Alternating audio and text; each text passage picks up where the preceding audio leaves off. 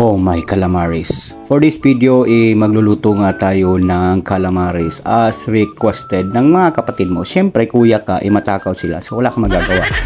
Pagkahiwa ko nga nito, nakita ko nga may dumi ang tiyan nito. At siguraduhin nga natin na malinis talaga ang tiyan. At hiniwa ko na rin siya ng bite size para magkasya naman sa bunganga mong malaki. Naglagay na rin ako ng asin at siyempre, hindi mawawala yung natural na isprite. Isprite po yan, kailangan nating ilagay dyan at kailangan natin siyang ibabad hanggang sa malunod ka. Ay, binalot ko na rin ito ng cling wrap at ilalagay sa rep para naman lumamig siya gaya ng panlalamig niya sa'yo. Ay, hala, sorry.